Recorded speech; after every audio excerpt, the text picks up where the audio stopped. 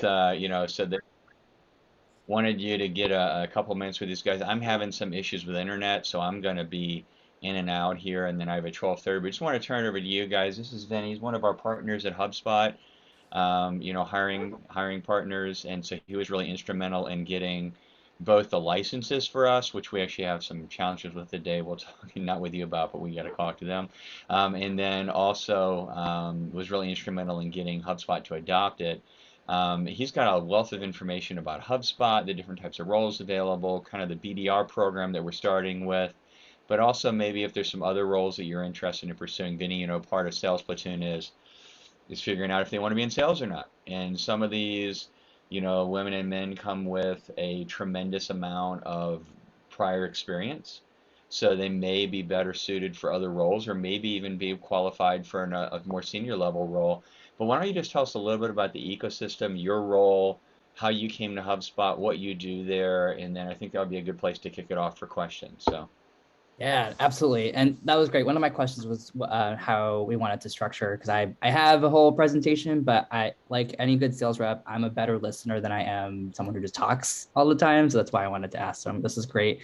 And yeah, Raleigh, thanks for having me and also us at HubSpot. It's so great to be here with all of you. And I know we switched it up because Ben was supposed to be here from my team was supposed to be here, but surprise, I came in mainly because I actually preferred to be here with all of you, because if you're interested in HubSpot, I would actually be your point of contact for our interview process. So we thought it would probably be a better, more suitable choice for me to come in so that I can answer your questions and also to have you meet me, because one of the things that I practice as a recruiter is transparency. And I'm essentially going to share all the things that I'm able to help you explore HubSpot and to also be successful in our interview process. So, but just to introduce myself, I'm a recruiter from HubSpot. And like I mentioned, I'm going to be your point of contact, but I'm mainly focused on our entry-level sales teams for recruiting. So if you're interested in BDR, I'm definitely your best point of contact there, but I'm also here to be a bridge for any other roles you might be exploring. So even though I'm BDR focused, I can be knowledgeable about all of our teams here. So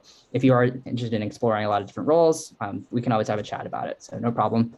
And yeah, in terms of how I got to HubSpot, quite honestly, HubSpot kind of found me, if I'm going to be completely honest, because I was perfectly happy at my last company, working for a pretty big company. They're known as the world's most admired company in the world. I will leave out the name just so that I don't distract everybody, but was there for about 7 years right out of college. And after a while, I wanted to change. I wanted to be somewhere smaller. I didn't want to be part of a place that had a lot of bureaucracy, had a lot of red tape around.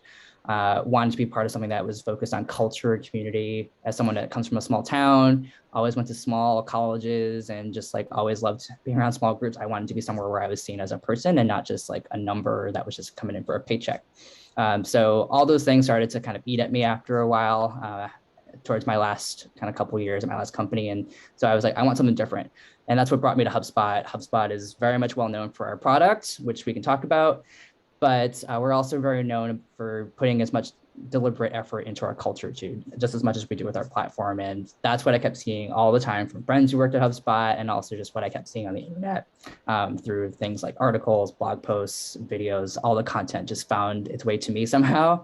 And it really just attracted me. And as I learned more about the company, as I met more people, that's what sold me about what I was looking for, which was that culture and community piece. And that's what brought me to HubSpot. That's why I stay. And the other kind of reason why I'm attracted to, staying on our sales team to recruit is because HubSpot approaches sales so differently in a way that I actually wished other companies approach sales. Because I grew up in sort of a sales world where you pitched all the time, you didn't actually listen, you just called up people and just like interrupted their day and just didn't care about who was in front of you.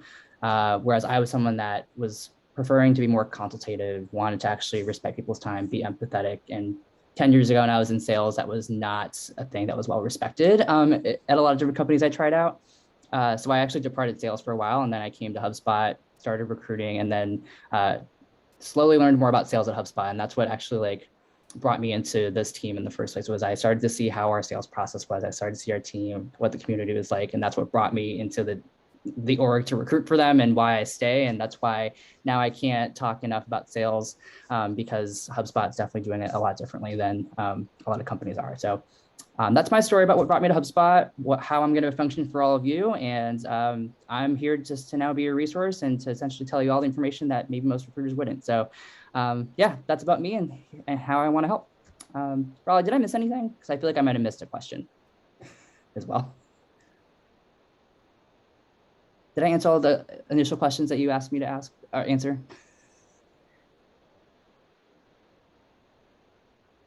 Raleigh, if you're talking, we can't hear you. Raleigh. No, I think it's more the ecosystem there, but I'm sure. There we go. Yeah, I think it's going to be the ecosystem and things like that as we go deeper into it. But I'll. Okay, cool. And quick question: when you say ecosystem, do you mean like how HubSpot works in terms of? No, yeah, it's a delay. Can you hear me now? No. All right. I'm watching his mouth move. Yes. So Okay. more or less, like, what does the sales progression look like? There's a delay. I'm going to try to log out and log back in. So. Okay, cool. Yeah. So actually, let's talk about the ecosystem on our sales team for sure. Oh. Okay. So actually, I have a slide deck that'll kind of act as a visual for our journey talking about that. So let me pull that up on my side. Because yes, you've all learned about, yes, how to function as a salesperson on a team. So I would love to give more context around what does the sales team look like here at HubSpot? What's the day-to-day like? And then we can kind of go through some questions as well. Yeah, Lance, time traveling. That felt like I was time traveling too. So. All right, let me share my screen really quick so this way we can talk through the day-to-day of life in sales here at HubSpot. So actually, real quick, while I testing out that old dial internet. Yeah. While I pull up my slide deck here, I was actually curious, just so far, what have you gathered to be like a sales rep sort of day to day? I know you've learned about a lot of the typical skills and sort of types of work that they would do, but would love to hear like what's kind of stuck out to you in terms of like what a sales rep does every day. Anyone can come off mute if you'd like. So. Hi, Viennie. Thanks for joining us. So from my perspective, it seems that a lot of your day is focused around doing prospecting and outreach and just account planning. So with that, you're looking into accounts that you might want to prospect into, and then conducting a start forming a campaign on how you want to outreach to the individuals within that organization so that you can bring your company's solution to them. So with that, obviously, you have your cold outreach campaigns, maybe doing multiple touch points in a single day or over the course of a few weeks. So that's kind of what we gather here based on some of the companies that we've been talking to. And yeah, very curious to learn more, someone who's interested in HubSpot to see how your organization approaches, your specific sales process. Love it. Cool. And Bruno, I saw you come off mute as well. Anything you'd like to add there? Sorry. Yeah, Vinny, thanks so much for coming out. By the way, love your energy, man. It's really contagious. And I'll say Lucas stole everything I was going to say. No. but no, I think that the experience that he mentioned is what we've kind of learned here in the class. And so far, that's kind of what I expect in a BDR role. You're really doing a lot of outcall. You're doing a lot of what we learned here, cold calling, prospecting, and engaging with clients. Cool. Awesome. And Bruno, thanks for your kind feedback. I want to say I'm faking it, but what you see is what you get with me. So I can't be any different, but no, thank you for your feedback. I appreciate it. And I promise I haven't had any coffee. This is all natural. I don't know where it comes from, but yeah, it's so great just to hear what you've learned, because yes, that is essentially very accurate, especially in the context of HubSpot. So happy to share a little bit more about what that looks like on the day-to-day so that you all know what it looks like. So I've got my slide deck here, and we'll go through sort of the day-to-day here. So cool. So yeah, real quick, if you're a sales rep at HubSpot, essentially you are very much aware of our mission as a company, which is to help millions of organizations, so businesses of all sizes, grow better with our platform. And the way to think about, like, if you're still kind of wondering what HubSpot does, I know you all use HubSpot and have used it for Sales Platoon, but one of the things that we are always thinking about as sales reps and people servicing our customers in the world is always thinking about what does a business need to get them off the ground? How do we get them in front of customers? How do we help them support their sales process? How do we support them in creating a customer experience after they buy? All the things that keep a customer connected and in a relationship with them. It turns out there's much more of an art to that, and it involves a lot of software to do that.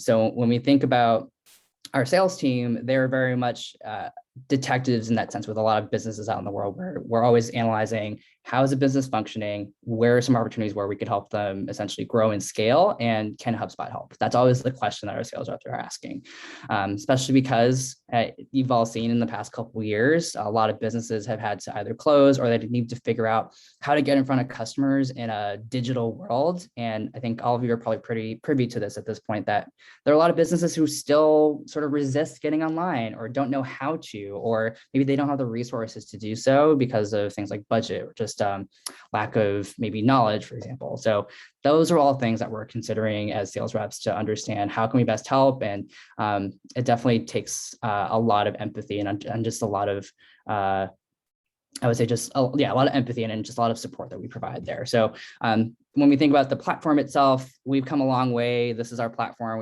We're called HubSpot because we offer a ton of hubs, which are groups of tools that help with all those things that, again, help a business with their customer experience and how to run it. And as sales reps, we're all knowledgeable about what HubSpot does as an entire platform. So if you're thinking, I'm going to be aligned just to the marketing hub as a sales rep, or the CRM only, we don't do that at HubSpot. We prefer to have you as a sales rep knowledgeable about our entire platform, so that as you get to know what a business might need help with, you can offer a complete solution, whether it's the entire platform or just maybe a couple hubs or one hub that will best fit their needs at the moment. We prefer that sort of model because when you think about having a sales rep for each hub, if you were a customer, I think you would probably be really frustrated having to talk to 5 different people just to get something done. I don't know if everyone has time for that, and that's why we don't create that sort of friction for our customers and potential customers. So it is a lot to learn, but one of the things that a sales manager told me over the years was that the best sales reps are actually the ones who don't know what HubSpot does. They're actually folks who just are more skilled at getting to know the business in front of them and then pairing them to what is actually relevant for them. So really focusing on learning who's the business in front of us, what are their challenges, what are their pain points, where could they essentially grow, and then connecting them to the things that actually matter to them in that moment. All of that is something that doesn't happen overnight, it happens over time. So that's why for us, our sales process, we take it really seriously, just to be able to actually solve for our customers. So that's a little bit about our platform and how sales reps are aligned to the product itself. And just to talk through the day-to-day, you'll find that's actually pretty similar to what Lucas and Bruno just mentioned about what you would do in this type of role if you were on our sales team. And I think you'll hit the nail on the head that like the sales team is very much like, yes, that detective, but also there's an art to things like generating revenue and acquiring customers and helping them find solutions, right? There's a whole art to it. So you'll find that some of the things that Lucas and Bruno are also said here, where if you're an individual sales rep, you would essentially, yes, do a lot of your time doing some prospecting, whether it's you doing it as an account executive, for example. If you're an account executive, you would do a lot of your own prospecting or have a BDR help you. And a lot of your leads that you generate will come from, yes, inbound leads that come from our marketing team, because we have a really robust marketing engine that creates a lot of content that engages our prospective customers. So you get to really have a wealth of leads coming into HubSpot because of them. And then the rest are found by you and your BDR, where you're cold sourcing, you're calling, you're generating email campaigns, you're doing social media engagement. If any of you follow our sales reps at HubSpot, there are a few sales reps who love to create content and engage with prospects on social media because that's the way to engage them and maybe attract them, right? And so a lot of their work is definitely trying to find those great fit companies that could use HubSpot and benefit from it, and essentially leading them into hopefully becoming a customer. So that's kind of the day-to-day. And when we think about how they're measured doing that, they're measured through monthly goals. So in the form of quotas, we have monthly quotas here at HubSpot, so that one, it affects your commission, because for us, commission is a monthly payment to you. So this way you can see that money and also see the rewards of that. And it also allows you to have a quick sales process too, because if you had a sales process that took like, several months, you can imagine how hard that would be to stay motivated. And it also works best for our customers as well, because we have a model where you pay monthly for your usage of HubSpot if you're a customer of ours. And we find that's a little bit more scalable for folks who want to be able to use HubSpot. So all that kind of ties together in terms of like why it's structured that way. When you work as a sales rep, you also work with a manager as well. So we're happy to talk about like sales manager roles, but in terms of just like the day-to-day when you interact with a prospect in our sales process, if any of you are kind of wondering, well, what's the sales process at HubSpot? When it comes to working with any particular customer, you're usually doing one of four things with a prospect. You've probably booked a meeting with them by the time you get to them. So you're either having a discovery call with them, or you're either having a demo with them, or you're having sort of some closing call where you're sharing the pricing and trying to see if it's a good fit for them and essentially signing them on, right? At any given time with a prospect, you're doing one of these like 3 or 4 things. And we have it structured this way. So this way you're always in control of like what stage someone is in and how to get them closer to the end of their journey. Because when you think about a sales process, it should be as short as possible. Like that journey should be short as possible so that you're not having to have your customer or your potential customer go through so many hoops. So when it comes to like working with a prospect, this is sort of the process you'd follow with a prospect. And then from there, it's pretty much a cycle where when you meet prospects, you're just having to go through the cycle again and again. And we find that this short process has worked well for our sales reps. So when it comes to the ecosystem, I hope this answers your question, Raleigh, if you made it back, and also for the group, and want to just give you some color about like what sales reps do here at HubSpot in a general sense. I'm going to keep it high level so that I don't overwhelm you with the details. So with that said, that's the ecosystem in a nutshell. Would love to see, can I answer any questions about anything I just mentioned there? Did I lose anybody? Or does it seem different from what you've learned in Sales Platoon? Want to make sure that I'm aligned with you all there. Lucas, yeah. I have a question for you, Vinnie. Thank you for sharing that information. It sheds a lot of light on what it looks like to be a BDR with HubSpot. So you mentioned earlier a few minutes ago that your sales cycle seems to be relatively short. Could you just explain that a little bit more, what the typical sales cycle looks like in terms of time, and whether or not BDRs are focusing more on SMBs or mid-market or enterprise, or if you segment those roles between BDRs? Good question. So just to preface, the sort of process I showed is actually what an account executive does. So as a quick sort of context, BDRs aren't responsible for closing deals yet. They're more focused on the prospecting side of things and booking meetings so that your sales rep can go through that whole process. So just wanted to share that, but happy to answer more about like how BDR sort of supports that whole process that you saw. So when it comes to the BDR itself, they're aligned with more of our mid-market or corporate segments. So we define mid-market segments as businesses that are 26 to 200 employees. So that's mid-market. Or corporate, we count those businesses as businesses that are 2,000 employees, or sorry, 201 employees and up. Actually, wait. Yeah, that's right. Yeah. So corporate size of companies are those who are 201 employees and up. So we segment it that way. So this way we have a clear way to differentiate who's going to be a customer of HubSpot and which sales rep should it go to. It's definitely meant for that, so that sales reps don't have to fight for leads. Because you can imagine that's a lot of just fighting internally if you have to kind of figure out, is this my customer? Is this mine? So that's how we segment. And then Lucas, what was your other question? Because I just got lost in my train of thought there. Yeah, no worries. So what is so you mentioned the sales cycle seems relatively short compared to some of the other companies that we've been talking to. So just curious to learn more about the length of the sales cycle, and then also I guess to add on to that, just kind of the BDR's role, in that, just to help set up the AE for success in the long run. Cool. I knew it was like something it was on the tip of my tongue. So yeah, the sales process in general, it can differ between the segments. So I'm glad we talked about the segments that we have. So if we were looking at a mid-market business that a sales rep was owning, that process can usually take up to a month to do. But it can be done in as little as a week or two as well. And it all depends on the business's like point of contact, right? Like if they're the decision maker, you can imagine the sales process is much shorter because there aren't a number of people you have to talk to. But if you have some mid-market companies who have like 3 people you have to talk to, that's what sort of draws out the process a little bit more, which is why I think when you were learning how to prospect and how to host like discovery calls and things like that, like you're always wondering who is the decision maker.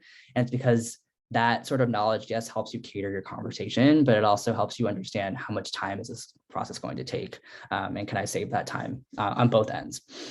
So on the mid-market side of things, it can literally take up to a month, but it usually can be done in a couple weeks or shorter, depending on, again, the customer in front of you.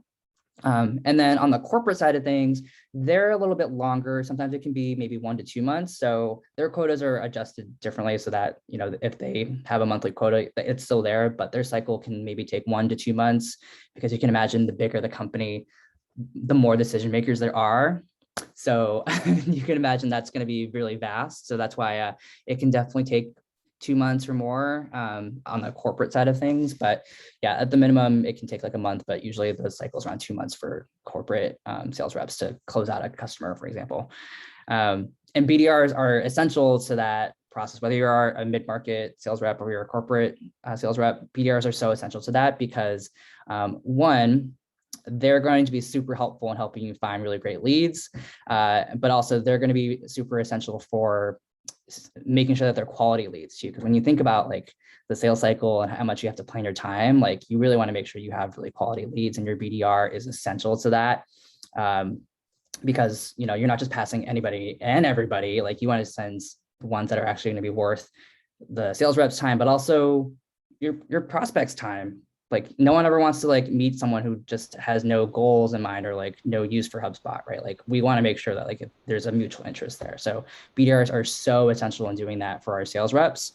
And quite often that's not something that can be done overnight, right? Like that's why we provide a lot of coaching, a lot of development between managers and BDRs and account executives and BDRs to perfect that part.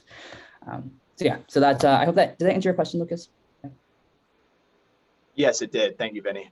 All right, cool. Yeah, Vinny, can you guys hear me now? We can. Okay, awesome. Yeah, sorry, I was, you know, it's IT stuff sometimes, internet. But anyway, so you may have just addressed this with Lucas's question because he usually has pretty insightful questions. But Yeah. I think one of the main questions I get is we have, you know, a wide range of individuals here from pretty early in their career, you know, in their mid-20s through pretty senior in their careers, you know, like people like me. And they're thinking about going into sales. Mhm. And it seems like, why don't you just tell me that you don't like me? You want me to go into a BDR role? Like, what the heck? Like, I commanded thousands of people, you know, I have run teams, I have experience. Why in the heck would I want to come into your company as a BDR, just being devil's advocate, you know, at 50K base salary, 20K variable, whatever it is going to be? Okay, you know, we know it's not going to be 300,000 a year to start with. What's the pathway to getting to the money? What's the pathway to getting to the place where if I'm going in sales, I want to get into money? I didn't do it to go be an SDR, BDR. These guys are committed. I tell you, Nikki Bright, she's committed. Mhm. She is like wants to succeed. And it's like, but how do I know if I come to HubSpot that I'm going to be given the opportunity to earn real money? And what does real money even look like?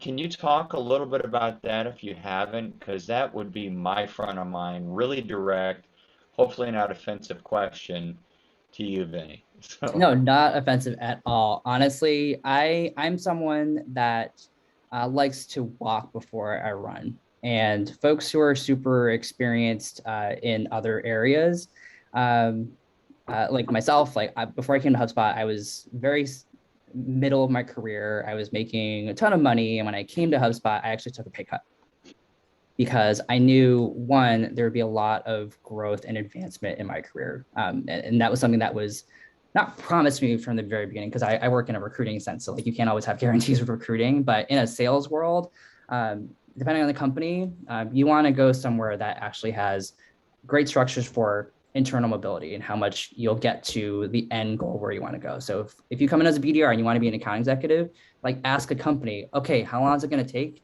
to get there? Is there a track for me to get there? And what are you going to do to help me with that? I'm happy to share from a HubSpot perspective how we do it. That's one thing that I like to look for. And then the other part is like the compensation structure. Like, what is the structure? Is there a cap on commission?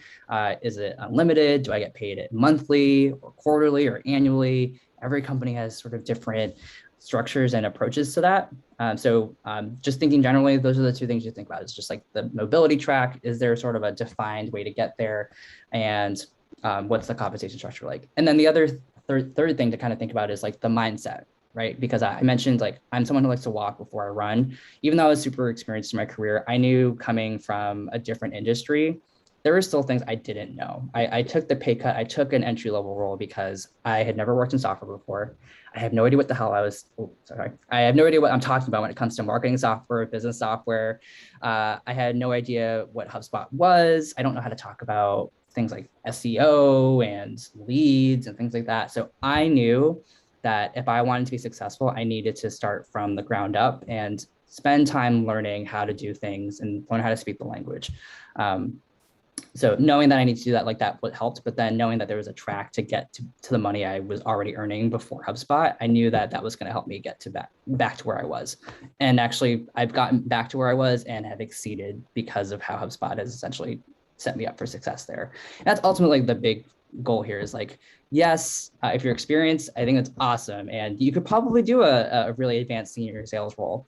But one of the things that you might experience is like trying to change industries and companies. You might find that you're going to have a lot of the smaller challenges, like how to speak the language, how to do things really strategically and thoughtfully, and just finding that you're going to be asking for help a lot more and just struggling, right? Like that sort of like struggle is something that we don't want you to have to experience, which is why when we have folks who are coming from experienced roles and do BDR, we talk about how it sets you up for success. It teaches you the basics of how to do things like prospecting, lead generation, how to position HubSpot's value, how to talk about our platform, how to get to know the use cases of HubSpot. Like all of the experience you get as a BDR gives you literally months of that, so that by the time you reach an account executive role, you are set up for success more than you would ever know. And to share the track, here at HubSpot, the track is about 12 to 15 months to get from BDR to account executive. And the range is because you have to meet a certain amount of performance to promote to account executive. And we tell you what the goals are so that if you want to promote really quickly, we tell you from day one, here are the goals you need to meet in order to qualify and promote into it. And if you can do that, it's in your, real quick, sorry. Yeah, it's in your control. Yeah, go ahead. Oh, Raleigh. I can hear you, Raleigh. Oh, poor guy.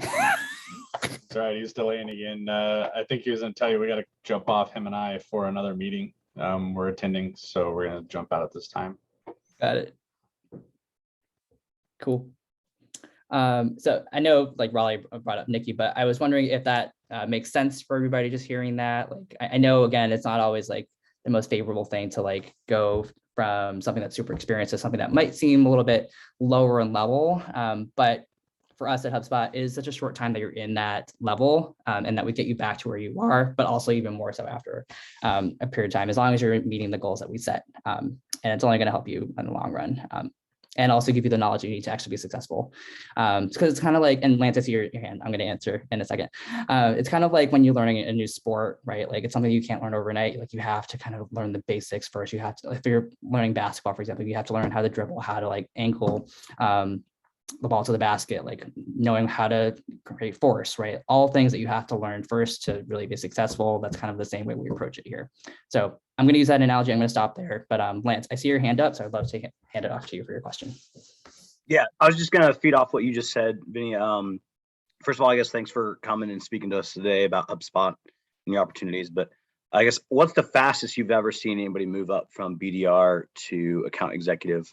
I guess I'm kind of in the scenario where Raleigh was talking about how, you know, we're kind of at a higher position now. So starting over at BDR at the bottom it'd be really tough for like my family and I to, as far as like salary level.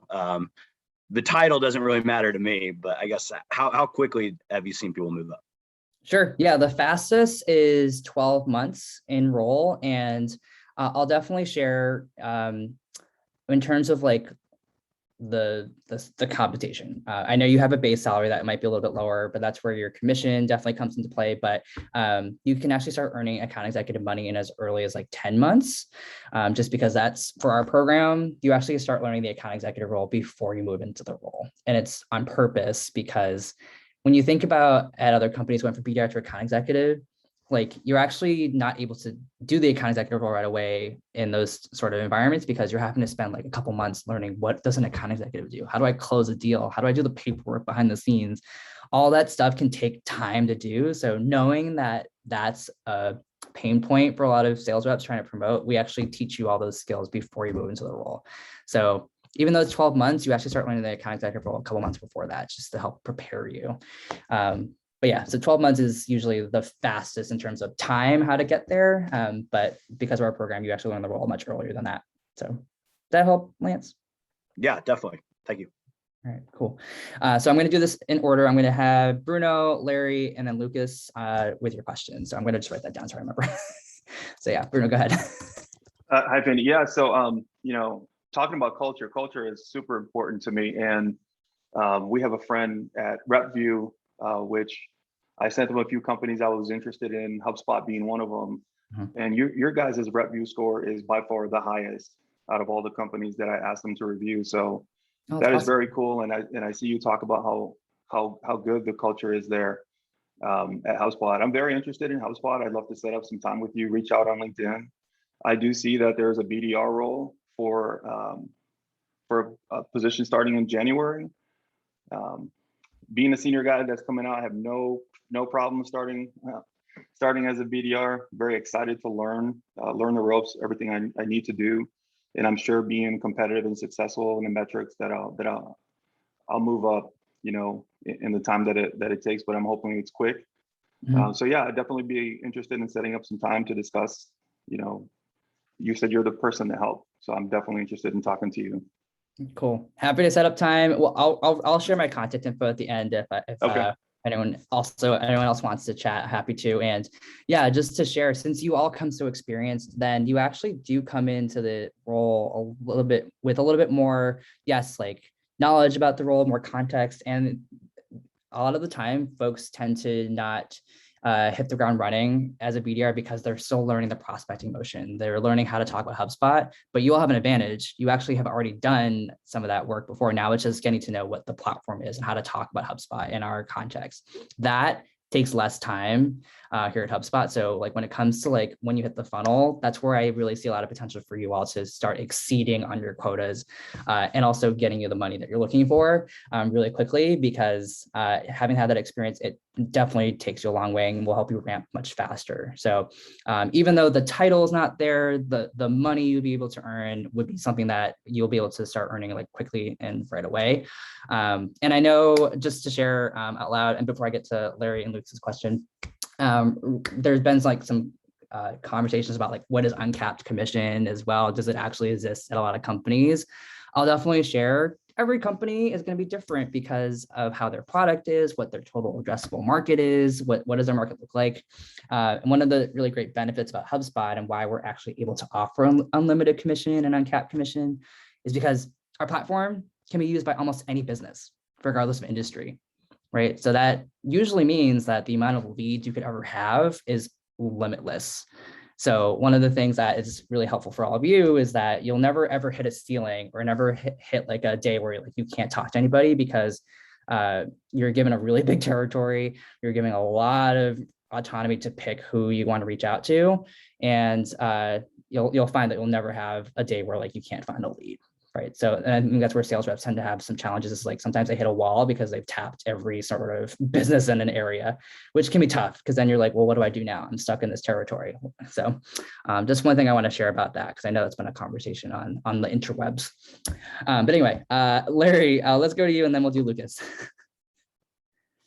Hey, Vinny, thanks for coming to talk to us. Now I actually have two questions because of what you just brought up as far as like, as we take on that BDR role and we're given that big territory, are there like rules of engagements for taking on accounts among your peers? You take somebody else's account. And the second one goes back to the training piece. when we're training up to do training up to that account executive role, is that on your own time, or is that done at the same time you're doing your BDR job? Two very great questions. So let me answer the training one first, because that one's that has a really brief answer and a really great answer. So yeah, there's no training you need to do outside of your role, because it is the way we design our BDR role is a program that is designed to help you do the training as part of your job. So you would actually be doing it on your working hours, and why we developed like that account executive like couple months into the program, so that you actually learn all that while you're on the clock. If you're someone that likes to do a lot of self-paced stuff like on your own, we won't stop you, but your manager is going to partner with you just to like make sure that you're not having to work like 20 hours more than you need to, because one of the things we very much respect and emphasize a lot is work-life balance. Because you've all probably seen in sales, it is very easy to just like go for like 15 hours a day, maybe not get any sleep. And we know for us, and we learned this the hard way in the pandemic, that burnout is real and it can happen. So that's one of the things we're trying to combat as a team, and why managers now are even more so very strict on making sure you're offline when you need to, take time off and vacation and things like that. So that's how we build the training into your role, because it's part of the program itself, and we encourage you to do it during your day-to-day. So I hope that answers your question on training, Larry. Did I answer your question about training, Larry? Before I go on to the next one? It definitely does. Thank you so much. All right, cool.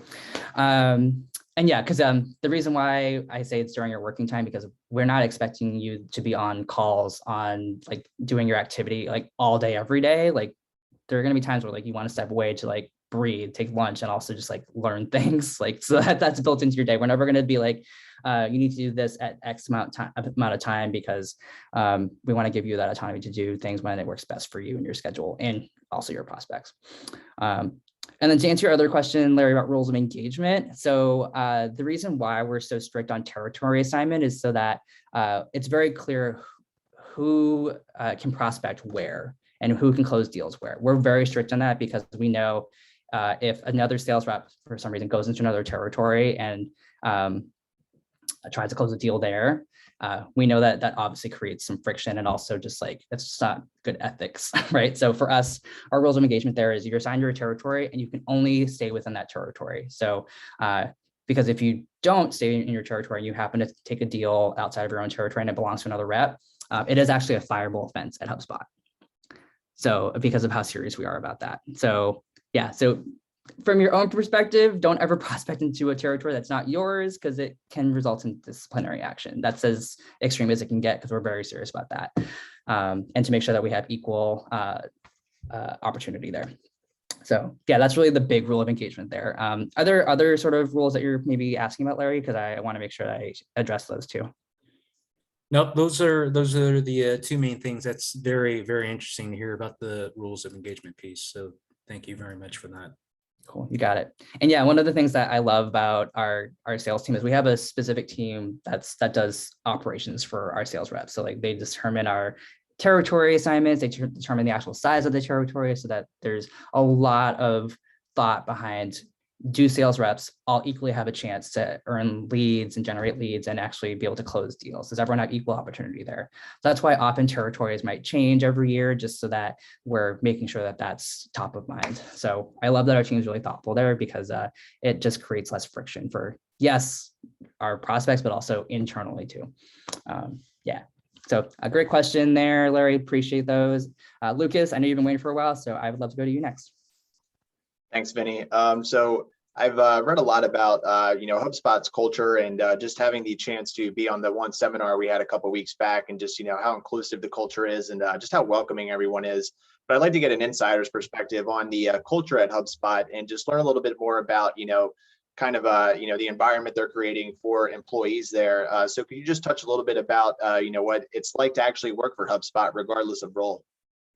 Yeah, good question. So the two areas that stick out in my mind is, one, I really love how much flexibility there is, and all the efforts that our leadership team and just culturally what HubSpot does to essentially not make it hard to do our job. Right. So when I think about that, I think about the things like rules that tell us where we need to work, right? I think a lot of places require you to be in person because that's just how it is. That's how it's worked all this time and how it should be. And then there's always like restrictions on when you should work. Like you need to work during these hours so that I know you're working, right? Like all of those rules there. I loved that when I came here, there were no rules like that. It literally is, cool, here's your work week. Here's what you need to get done. Do it when it makes sense for you, right? Take time off when it makes sense for you. Make decisions that make sense for you so that you can do your job, right? You don't need to tell me where you're going. You don't need to tell me where you're working. You have full choice to say if you're going to be in an office or if you're going to be remote. I love that, like on the flexibility standpoint, like we don't have rules around like hours and when you can take time off, and also the location, right? Before, our team used to be all in person, like especially our BDR team, because we always just thought, oh, the reason to be successful, or the reason why we're successful, is because everyone's so close to each other, can hear each other. But the past couple of years, it's actually shown we're actually a lot more productive and generate more revenue when everyone has the choice to pick if they want to be in office or not. That I think was a really big eye opener for our team, which is why our BDR team is doing that, and why all of our sales reps and HubSpot in general has committed to now offering hybrid options if that works for people. So no friction there when it comes to like picking your location, and also no friction on like when you should work, what time you should work, and if you can take time off. It's actually very strange from a flexibility standpoint that I can just like take off and not have to request time off in a system. I just put it on my calendar. I let my manager know that I'm going, and then I go. Because when I first got here, I think I just asked like, hey, Carolyn, for example, is my director. Well, I wouldn't tell her. My direct manager's name's Colleen. I would ask her like, hey, can I take time off on this day? And she's like, you don't have to ask me, just go. And to me, I'm still getting used to that after 3 years.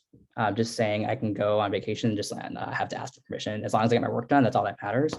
So I really appreciate it from a flexibility standpoint. I love that. And then just the other part is accessibility to people, right? Like I kind of mentioned this earlier. I'm not someone who likes to be siloed and like to be by myself. Like I'm someone who needs to ask questions. I need to like have access to people in order to feel connected to a community and to the work that I'm doing. And HubSpot makes that so easy because everyone just inherently wants to collaborate. They want to help. They don't want to just stay to their cubicle, which is great because when I think about how much I want to reach out to people, the answer is always, sure, let's grab some coffee, or yeah, let's schedule a meeting just to chat through things, or here's a resource that I can send you to help you. And just that alone, I didn't realize how much work it took at my last company to like just get someone's attention. Whereas like here, I literally can just Slack like our CEO and just be like, hey, Yamini, like, can you share this on your LinkedIn? And she responds. I think that's the other part. People respond in HubSpot. Whereas like at other companies, I'll just send something into the ether and maybe I'll get a response from someone across the company, or maybe I just won't hear back at all. That's always like defeating to hear, but I know that was kind of a tangent, but the couple of things that just stick out to me from a cultural standpoint is just like flexibility, how much we make it easy for you to just do your job without having to worry about like the things that are just annoyances, like time and hours and time off, things like that. And just how accessible people make themselves to give you knowledge, information, to get your job done. Because of that latter part, because I've been able to ask so many questions, I feel like I've done more here at HubSpot in my 3 years here than I did 7 years in my last company. So in a way, because of the amount of work I've done here, I feel like I've been here for like 10 years because of how fast we go. So yeah, that's my answer there. I could probably keep going, but I'm gonna stop there for the sake of brevity. Does that help answer your question, Lucas?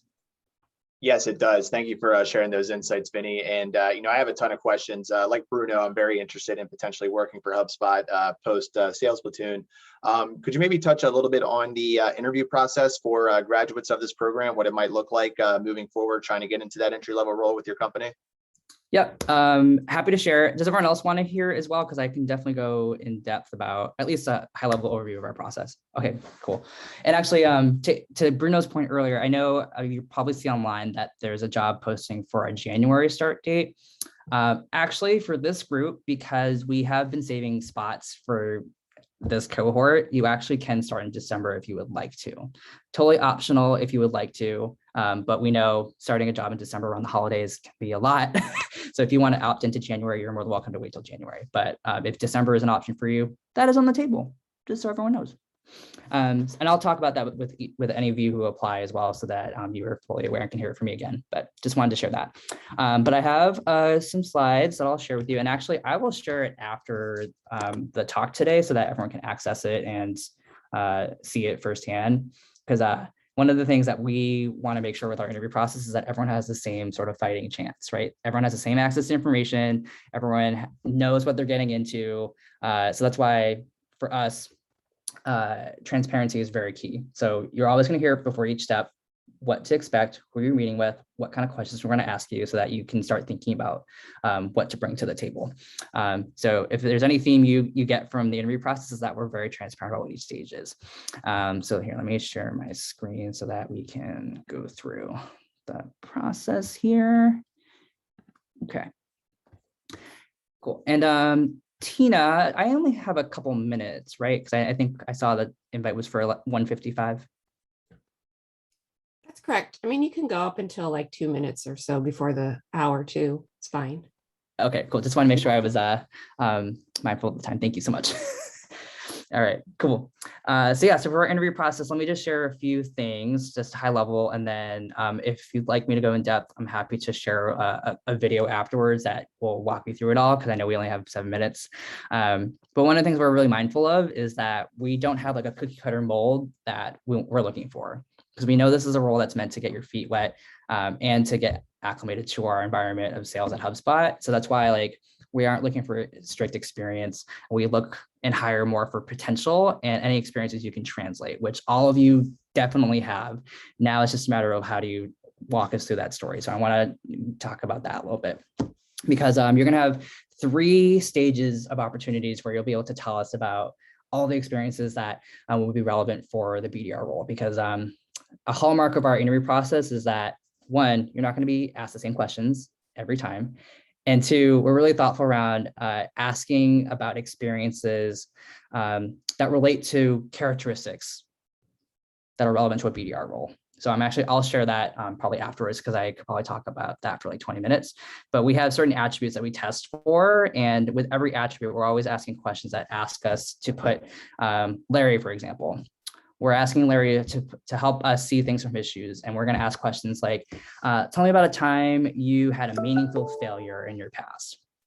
And from there, like that's where it's going to be up to you to share a really compelling and powerful story about where did you have a failure? Walk us through what the situation was. What was your role in it? What happened as a result of the things that you did? There's an art to telling that story. And that's why we focus our interview process on those stories alone. So that's actually where most of our candidates sort of falter in our process, is like being able to talk about yourself. It's a very vulnerable experience, but for us as hiring managers, recruiters, because we're hiring for potential, we want to hear about some similar things you've done outside of HubSpot, so that we can see, can Lucas be in this role? Can Bruno be in this role? But that's not to say there isn't a sales specific role play in there. There's something sales specific in it. But just to share, you have 3 opportunities though to tell us your story through these stages here. So just to share, you'll go through a phone interview with myself.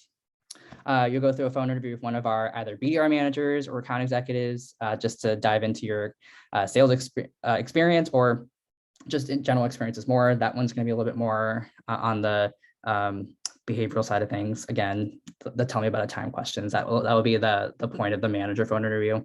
And then the face-to-face interviews, those are going to continue to dive into more of the attributes that are relevant to the BDR role, and also include a sales role play. So I know you've all done role plays as part of your experience in sales Platoon. So that is where I actually think you'll all be really successful. The challenge will be just around the storytelling, the behavioral interview part, where we're going to be asked to talk about some experiences that we welcome, and we want to hear all the things that make Dusty, that make Lance, because at the end of the day, that's we can only go off of that. So that's our process. So these are the 3 stages. As you meet with me, I will actually walk you through each interview stage so that you know what to expect, what we're testing in that interview, and what sort of examples you need to bring. And then from there, that's where it's up to you to have those stories in your back pocket. I think this is a safe place to stop, because I want to stop here and see if there's any sort of questions about like the stages. And then if we have time, maybe we can talk through some of the attributes. Any questions so far about the stages?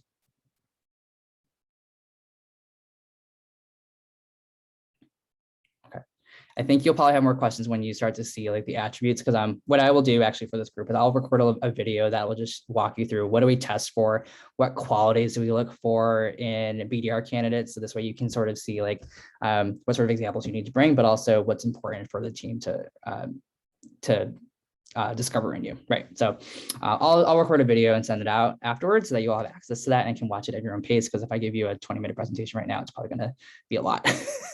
So I'll stop there when it comes to our interview process, but that's the high level overview of what you can expect from the experience. And I want to see any questions about that or anything else, because I know we only have a couple minutes left. And actually, Lucas, did I answer your question a little bit here, by the way? Yeah, that was great. Thank you for sharing that, Vinny. All right, cool. All right, any other questions?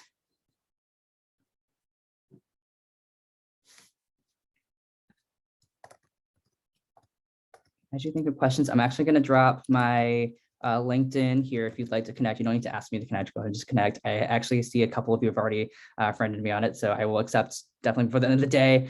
But this is my LinkedIn. And if you would like to set up some time to chat or just have questions in general, feel free to email me as well. Email is probably the fastest way to contact me because I check my email more than my LinkedIn. My email's in the chat if you'd like to reach out via email.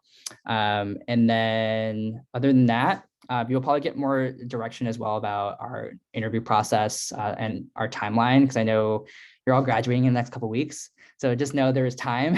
You don't need to apply today because I want to make sure that you're finishing your program really meaningfully and aren't distracted. So, but if you want to start any chats beforehand, feel free. But other than that, I think that's all I got. Tina, anything else that we should talk about before we wrap up? Sorry to put you on the spot. No worries. Yeah, we just usually take a picture. So if the people that are off camera could just come on for a quick second, we could take a quick photo here. Oh, actually, Austin had a question real quick. And actually, now that I think about it, I think Van Michael, you had one too earlier, and I realized I forgot. I'm so sorry. But Austin, do you mind if we go to you first, and then Van Michael, if you have one, we can go to you after. Yeah, I'll just be super quick so Van Michael can go. So we have access, and we've been using HubSpot right now throughout this program. Mm-hmm. Is there any specific certifications and stuff that would help the hiring process to go ahead and have from HubSpot? Good question. I would say don't take the certifications just for the sake of taking them. It doesn't actually impact the interview process at all. Only take them if it's going to help you learn more about like the language of HubSpot, right? Usually the one I usually suggest is the inbound marketing one, just because inbound marketing is a term that HubSpot created and is a methodology we created. And I think that's how you'll learn about HubSpot in general. So if there's any certification, I recommend that so that you at least know what HubSpot does from a general standpoint. But everything else is just for fun if you want to learn more about like sales and customer service and all those things. So does that help, Austin? It does. Appreciate it. Okay, cool. All right. Van Michael, I saw you had your hand raised earlier and I totally just like went over it and wanted to ask if you had a question still. Oh, no, that's fine. And thanks for joining us, Vinny. I had to get the door. I got a parcel that came in, so I had to lower my hand. No problem. My question may actually take a little bit longer. I could probably follow up in an email, but I can give you a preview. Okay. As we're going through this course, we're kind of focusing on BDR and SDR roles, but as I'm doing my own research and getting some of my own certifications, I found that operations is a lot more enticing for just because of my background and my skill set. Mm-hmm. And I know the presentation focused on SDRs and BDRs, but what would the perspective and the day in the life of an operations or strategic operations manager be at HubSpot? And again, I could send you this question in an email, and because we could deep dive further into it, because we're running out of time now. Sure. And what the interview process looks like and the general quality of life is for someone in operations would be. Cool. Actually, so I know I promised a recording of our interview process a little bit more in depth. I will include this question as well so that I can walk through anyone who wants that information, everyone has access to it. So I will do that afterwards so that if you want to learn more about that, you can. So I'll make a note so that I include that there. So Van Michael, thank you for your question. And I realized I left that out. So thank you for the call. I appreciate that. All right, cool. Okay, so Tina, I didn't want to interrupt your ability to take a photo, so I will stop there. If you have more questions, let's connect via email. Happy to tackle any other questions. And if I can address it in this video, feel free to send them over to me today and I can try to include it in the video, depending on if you can email me the question quickly. But I'll stop there. Thanks for having me. Tina, it is now yours. Okay. Is Dusty and Omari going to come on camera, or are they stepping away from the? Give 1 minute here. Nope. Their photos are Okay, great. they must be away. So anyways, okay, I'll count down from 3. 3, 2, 1. Got it. Thanks so much. We appreciate your time. Thank you all too. And yeah, please reach out. Got more information for you if you want it. So all right.